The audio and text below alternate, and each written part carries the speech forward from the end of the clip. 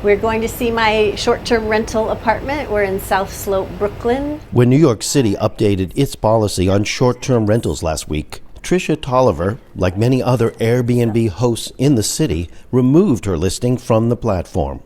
Before the rules change, Tolliver says she made about $3,000 a month renting out her property.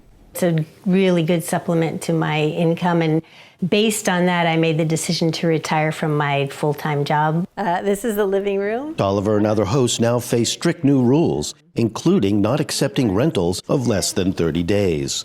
She says the changes will have a major impact. I'm not able to register this place with the city no matter what because it's a separate residence. The new laws would require me to be sharing the space with the tenants and have no internal locks. I will be watching my pocketbook very closely because it's going to be a pretty big lack of funds coming in for the next foreseeable future. According to Christian Klossner, executive director of New York City's Mayor's Office of Special Enforcement, registration creates a clear path for hosts who follow the city's long-standing laws and protects travelers from illegal and unsafe accommodations while ending the proliferation of illegal short-term rentals. Critics say the city is bowing to hotel industry pressure and reducing affordable lodging options for visitors. Regardless, short-term rental inventory is set to shrink. Short-term rental market could decline by 50 to 70%. In New York in particular, the hotels are likely to benefit a small amount, mostly by having more demand such that they could raise prices. Hennessy says other cities will likely adopt similar rules.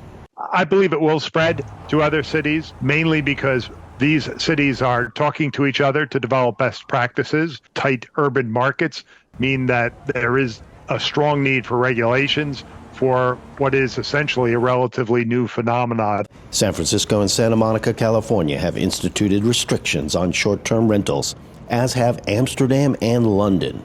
But officials with Airbnb say they do not expect similar rules to spread. New York City's laws are based on a very archaic and an old approach to regulation. To other hosts around the world who might be watching, we are going to continue to work closely with your municipalities, with your state and federal governments around the world. We don't anticipate there to be any kind of contagion effect from New York City's rules.